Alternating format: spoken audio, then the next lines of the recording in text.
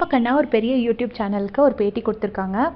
அதில் என்ன சொல்லியிருக்காங்க அப்படின்னா, அந்த இன்டர்வியூவர் வந்து கொஸ்டின் கேட்டிருக்காரு. ஃபஸ்ட்டு இப்போ எதுக்கு பிக் பாஸ் இப்போ ஏன் சூஸ் பண்ணீங்க அப்படின்னோடனே, இப்போ இல்லைன்னா எப்போ சூஸ் பண்ண முடியும், இதை இந்த டைமில் ட்ரை பண்ணலைன்னா ட்ரையே பண்ண முடியாமல் ஆயிருக்கும் அப்படின்னு சொல்கிறாங்க.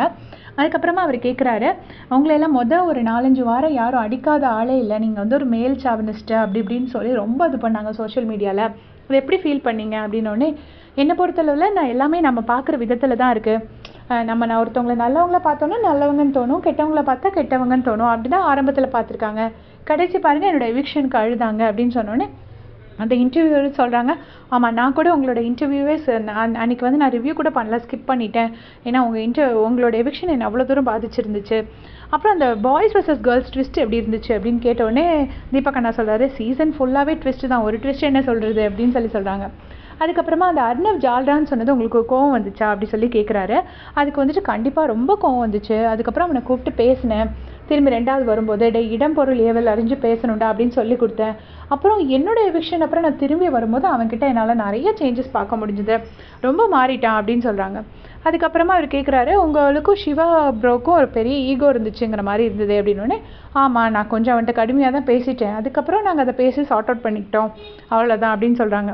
அதுக்கப்புறமா கேட்குறாரு, அந்த கேப்டன்சி டாஸ்க் அப்போ அந்த காலேஜ்லலாம் லீடர் மாதிரி எந்திரிச்சு நின்று பேசுனீங்களே அது எப்படி இருந்துச்சு அப்படின்னோடனே தீபக் அண்ணா சொல்கிறாரு, நம்மளால எல்லா இமோஷன்ஸையும் கண்ட்ரோல் பண்ண முடியாது, நம்ம வெளியே பேசும்போதுனா ஒரு 2 வார்த்தை சேர்த்து போட்டு பேசிடுவோம், அங்கே வச்சு உலகமே பார்க்குற ஷோ நானாக இருக்கேன்னு சொல்லிட்டு நம்ம இஷ்டத்துக்குலாம் பேச முடியாது. ஸோ அந்த இமோஷனை கண்ட்ரோல் பண்ணும்போது ஏதாவது ஒரு ரியாக்ஷன் வரும், அந்த மாதிரி தான் வந்துருச்சு அப்படின்னு சொல்லி தீபக் அண்ணா சொல்கிறாங்க. அதுக்கப்புறமா அவர் கேட்குறாரு, மஞ்சரி அருணுக்கு ஒரு சண்டை இருந்துகிட்டே இருந்துச்சு உங்கள் கேப்டன்சியில், யார் பக்கம் தப்புன்னு நினைக்கிறீங்க அப்படின்னோடனே தீபக் அண்ணா சொல்கிறாங்க, மஞ்சரியும் கொஞ்சம் ப்ரொவோக் பண்ணுற மாதிரி பேசினாங்க, அருணும் அதுக்கு ஈக்குவலாக மெயின்டைன் பண்ணிகிட்டே இருந்தார், பெருசாக சொல்கிறதுக்கு ஒன்றும் இல்லை அப்படிங்கிறாங்க. அதுக்கப்புறம் அந்த சோஃபா கேங் எப்படி இருந்தது, அதை பார்த்து எப்படி ஃபீல் பண்ணீங்க அப்படின்னு சொல்லி இன்டர்வியூவர் கேட்குறாரு. கேட்கும்போது தீபக் அண்ணா சொல்கிறாங்க, அது அப்போது எங்களுக்கு தெரியவே இல்லை, சோஃபா கேங்னு ஒன்று புரியவே இல்லை, வெளியே வந்து பார்த்தப்பறம் தான் ஓஹோ இப்படி ஒன்று இருந்திருக்கான்னு எனக்கு தெரிஞ்சுது அப்படின்னு சொல்கிறாரு. அதுக்கப்புறமா கேட்குறாங்க, நாங்கள் எல்லாருமே எதிர்பார்த்தது வந்து முத்துக்குமரனுக்கும் தீபக் அண்ணாக்கும் ஒரு ஃபைட் வருங்கிறது தான், அது கடைசி வரவே இல்லை அப்படின்னு சொன்னோன்னே, இல்லை அவரும் அந்த மாதிரி எங்கள் 2 பேருக்குள்ள ஒரு பாண்டிங் அமைஞ்சிருச்சு, நாங்கள் பிளான் பண்ணி போகல, பட் எங்கள் போன இடத்துல அந்த மாதிரி ஒரு ரிலேஷன்ஷிப் அமைஞ்சிருச்சு அப்படின்னு சொல்கிறாரு. அதுக்கப்புறமா வந்துட்டு நீங்கள் வந்து ரொம்ப இமோஷ்னலாக யாருக்கிட்டையுமே பேசலை, அருண் கூட பேசியிருக்கீங்க, அது வந்து ஒரு சண்டைக்காக பேசுனீங்க, சண்டையோட க்ளோஷருக்காக பேசுனீங்க, பட் ஒரே ஒரு இடத்துல தான் நான் வெளியில் இப்படிலாம் அனுபவிச்சிருக்கேன் குமரா அப்படின்னு சொல்லி குமரன் கிட்ட தான் நீங்கள் சொன்னீங்க, அது எப்படி அப்படின்னோடனே அதுக்கும் அவர் அதே தான் சொல்கிறாரு, ஏன்னோ தெரில அவன்கிட்ட தான் எனக்கு அதை வெளியில் வந்து நான் பார்த்தேன், ஒரு சில விஷயங்கள்லாம் பார்த்தேன் அப்படிங்கிறாரு. ஸோ எந்த இடத்துலையுமே குமரன் வந்து விட்டு கொடுக்கல அப்படிங்கிறதெல்லாம் அவருக்கு தெரிஞ்சிருக்கும். ஸோ இன்னுமே அவருக்கு முத்துக்குமரன் மேலே உள்ள எமோஷன்ஸ் வந்து ஜாஸ்தி ஆகிடுச்சு.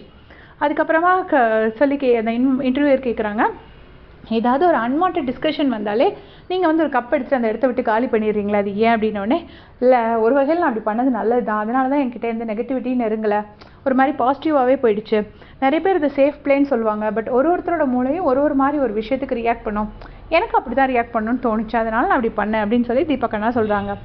அதுக்கப்புறமா தீபக் அண்ணா அந்த வீட்டில் பண்ண தவிர்க்க முடியாத தப்பு அப்படிங்கிறதுனா, லேபருக்கெல்லாம் இந்த டீ போதும் அப்படின்னு நீங்கள் சொல்லியிருப்பீங்க, அதை எப்படி ஃபீல் பண்ணுறீங்கன்னொன்னே, அது தப்பு தான், நான் உடனே ஃபீல் பண்ணிட்டேன், ஆனால் அந்த வார்த்தை வாய் விட்டு வந்துருச்சு, இப்போ நம்ம சண்டை போடும்போது நீ சொன்ன வார்த்தையை வச்சு பிடிச்சிட்டு நான் அடுத்த டைலாக் பேசுவேன், நான் சொன்னதை பிடிச்சிட்டு நீ பேசுவேன், அப்படி பேசினது தான் அது யோசிச்சு பேசலை அப்படின்னு சொல்கிறாரு.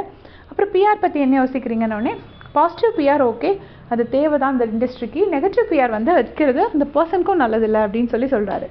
அதுக்கப்புறமா அவங்க ஃபேமிலி டைம் ரொம்ப நல்லா இருந்துச்சு, அவங்க 2 பேரோட பாண்டிங், நெக்ஸ்ட் சீசனுக்கு வந்து ரஞ்சனி மேமை வந்து கண்டஸ்டண்ட்டாக அனுப்புவீங்களா அப்படிங்கும்போது, இல்லை ஃபேமிலி பாண்ட் நல்லா இருந்துச்சு, அது அவங்களோட டிசிஷன் அப்படின்னு சொல்லிட்டு, என் பையன் வளர்றான், இப்போ என்கிட்ட க்ளோஸாக பேசுகிறான், இதே மாதிரி எப்பயும் பேசுவானா கண்டிப்பாக கிடையாது, ஸோ கிடைக்கிற டைமில் நம்ம ஃபேமிலி கூட நல்லா ஸ்பெண்ட் பண்ணுங்கிறத நான் நினைக்கிறேன் அப்படின்னு சொல்கிறாரு.